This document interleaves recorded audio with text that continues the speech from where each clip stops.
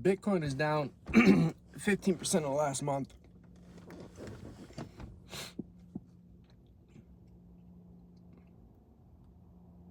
A lot of people depend on that, right? Like they think it's their way out.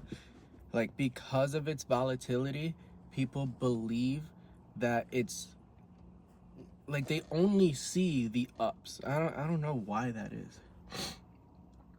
I have a good amount of Bitcoin, but I don't depend on it. I don't have gold yet, but like if I had a bunch of gold, I wouldn't like use it for like an investment. It just gold and Bitcoin being fixed currencies, they just are. I mean, the thing about Bitcoin more so is that Bitcoin is a technology. It's a tech thing. You know, it's a when a Bitcoin is traded, it is not written down, but is tracked. And it's not tracked on one computer. So it's decentralized. It's just like in the cloud or whatever. And so you can track where a Bitcoin like came from, right? So like came from here and then it was traded from here and then from here it was actually like split apart, so that's where this part went. But nobody's like, very few people, especially normal people, are looking at it as the technology. They're looking at it as a volatile investment. But it's not an investment. Like I don't see, it's tough to say that. But I don't see Bitcoin as an investment. I see it as Bitcoin. And like you know, Bitcoin derives its value to most people when it's converted in dollars. So everybody I work with, again, these are only people I talk to, but like everybody I work with, they'll have Bitcoin. They don't know how much, they only know the dollar value. So they only know Bitcoin converted into dollars. But that's not what Bitcoin is. Like if I had gold, like the thing is, like if you talk to other people, you can't just talk in the way that you understand it. You have to talk to other people in the way that they understand it, right? So like if I just had a gold coin and it was worth, I don't know, fucking $200, like I can tell people like, yeah, I have a gold coin. I have like this. I have an ounce is a lot, right? An ounce is actually like a couple $100, right? I really don't know, and I should. But like, say an ounce is $100. I don't know. I'm sorry. But like, if I told people like, yeah, I have an ounce of gold, the first thing like most people would ask is like, oh, how much dollars is that? Because like they're converting it into dollars all the time. The same way with Bitcoin. I have $1,000 in Bitcoin. Yeah, but how much is that? Like, how much Bitcoin do you have? $1,000. But that's not what Bitcoin is. Bitcoin isn't dollars.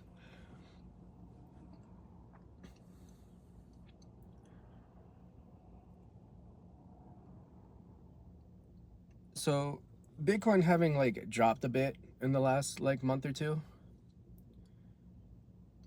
it really shows that like a lot of the economy, not that Bitcoin itself is the economy, but a lot of the economy is really just, it's based on your perception. Your perception, my perception. So like your perception causes you to spend dollars in a certain way. Like lately retail has gone down like so much that I see it all the time. And you know, my algorithms on YouTube and the gram, they're all like, they're all showing me finance stuff. So so like yesterday and today there was something huge that happened, whether it was like Walmart or something, but like retail consumption has dropped dramatically. And it kind of shows like everybody's just using debt. And like, you know, you use dollars, that is already debt. That's like a promise. But so many people on top of that, like only like they just use credit. They're like trying to stay afloat using dollars they do not have. And so when interest rates are high, people just stop spending money because they don't have like just the dollars, but they have a credit card, and then they kind of like stay afloat like that, which I don't really understand how, but like that's how they do it. So when interest rates are high, people just stop spending. Money velocity just dips. Like money velocity being the amount of money spent per day, right? Like it's the rate of change in dollars. So when money velocity falls, it feels, and I've explained this before, but it feels like bad economic health.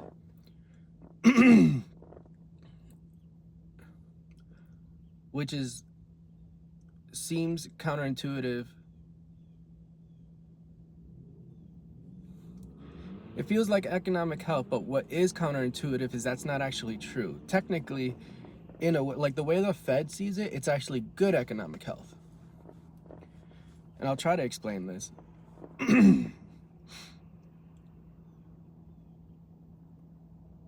When interest rates drop, the closer they get to zero, that is supposed to be stimulative. CPR is supposed to stimulate your heart. You don't do CPR when somebody is alive, you do that when they're dead. The AED, the defibrillators that you use to restart somebody's heart, that is stimulative. You don't do that when somebody is alive. You don't do that when they're healthy. And it's the same thing with interest rates. Now it's a little different in the last like couple years with what the Fed does, but classically, like before say 2020, interest rates were used to stimulate the economy or to slow it down. And so the whole thing about like the perception of the economy being its like biggest effect, what causes the economy to change the most is the perception of it. So right now we don't, like, interest rates aren't changing to affect the economy anymore. That's not what the Federal Reserve is doing. They've reached a point where there is a neutral interest rate that is too low. And we're in.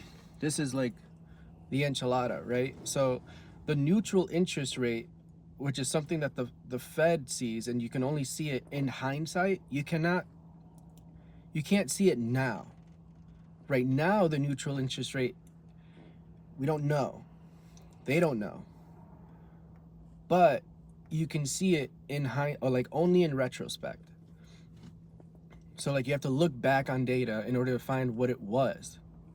And then they, not like they, but like the Federal Reserve, they take a guess as to where it is now based on where it was before. And so what the Fed does now to stimulate or to affect interest rates is by not changing the interest rate at all. They actually change people's perception of the interest rate. Crazy, right? So like they they don't do the interest rate thing anymore. Where that's out the window. It does not work because of the neutral interest rate being too low. What the neutral interest rate is, it is the interest rate in which it is the interest rate that is neither stimulating the economy nor is it slowing it down. It's neutral. So it doesn't cause money velocity to go up and it doesn't cause money velocity to go down. It creates a flat line. That's the neutral interest rate. So when you go below the neutral interest rate, you have stimulation. You have money spending. People feel good. You're drunk. when you have when you have an interest rate that is set above the neutral interest rate, you have a slowing down. You're sober, hungover. They don't change that by actually changing the actual interest rate. They do that by telling people what they need to hear in order to stimulate the economy themselves or slow down the economy themselves. And this is where it ties into Bitcoin. When you're right now, the interest rates are high. Over the last year, over and over, we were told that the interest rates will go down eventually. They're coming down, we promise. It's eventually gonna go down. Times are hard now, but there will be a stimulative scenario coming.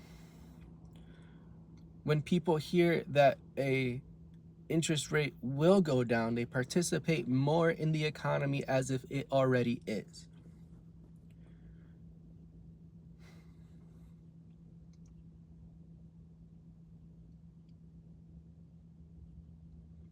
And so when you hear on the news, you have Jerome Powell on MSNBC, he's just one guy out of 12 in the Federal Open Market Committee, and he is saying, we're gonna bring down interest rates, not now, but later. And then he goes back to the Federal Open Market Committee. I don't know where they meet, probably in New York.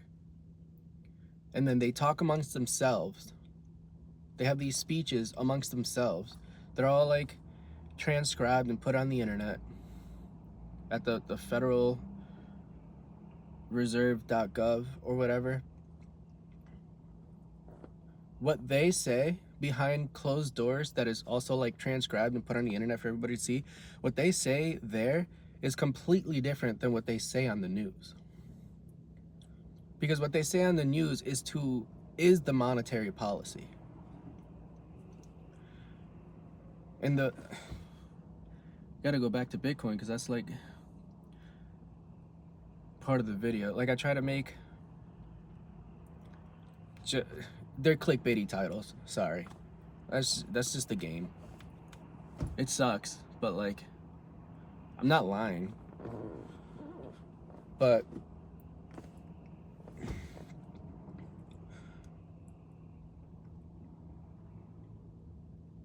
Bitcoin dipped recently.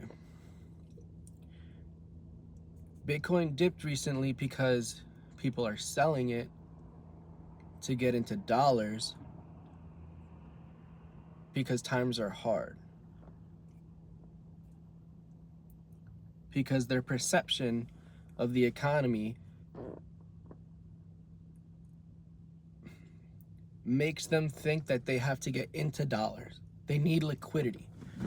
And liquidity is the most, I don't know if I should say the most readily use of currency, right? So when you have a house, that's an asset and it's worth money, but that's far from liquid, because in order to get dollars from that, in order to get the money that house is worth, you have to sell the house, and that's a whole process, takes time. Cash is the most liquid asset, ready to spend today, now, in 1 minute. There's no bodegas out here. It's a bunch of churches, actually. There's 4 churches here. I was gonna say that I can go over there and spend money, but I can't. It's just churches and kind of homes. So the perception of the economy caused Bitcoin to go down. Not only that, but if Elon Musk just puts out a crazy tweet, I just bought $3 million in Dogecoin. Dude, Dogecoin will soar. Not because Dogecoin is valuable. Dogecoin is set to have an unlimited market cap. It's set to like have an unlimited amount of Dogecoin. It's like dollars, but even more fake. Like it'll just constantly grow. But if he does that, the price soars because that's people's perception of it. Elon Musk is getting into it, so like I'm gonna buy some. Because I think like when you convert it to dollars, after a certain amount of time, it's gonna come back with a lot more dollars. So like that's not real. Excuse me. But that's like people's perception. Like people's perception controls the economy way more than like the interest rate now, which is why the Federal Reserve's new monetary policy is to influence people's perception of the economy, influence what people think about interest rates in order to change the actual interest rate. If they say the interest rates will go down, we promise, we're gonna do it, and then Donald Trump is out there talking like, we're gonna lower interest rates. People spend money as if it already happened. Interest rates are gonna go down, it would be fine. If I spend now and then pay back later, it will be great. And so ironically enough, and this I don't understand how exactly, and I'll get there, but like that by itself actually lowers the interest rate, right? So like they keep the real interest rate above neutral. Let's say like neutral interest rate 2%, they keep it well above neutral for an extended period of time. But then they say that they're going to lower interest rates. Like they have high interest rates, but also like high spending. And in some fucking dark magic way, that creates a lower interest rate. That I have to get into more before I start like just putting that information out there. But for now, I'm just like, just getting it out there so that I can speak it. And then, I'll get better as we get along. But like, most of the economy is just speculative. It's just, a lot of it's just in your head. Like if you think good times are coming, you're gonna spend like good times are coming. If you think hard times are coming, you're gonna sell your Bitcoin. You're gonna keep dollars. You're gonna be liquid. You're gonna be ready to spend at any moment, just in case.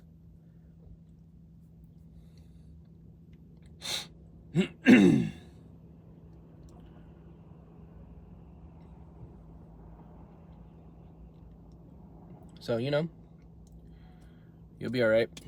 You'll figure it out. We all do.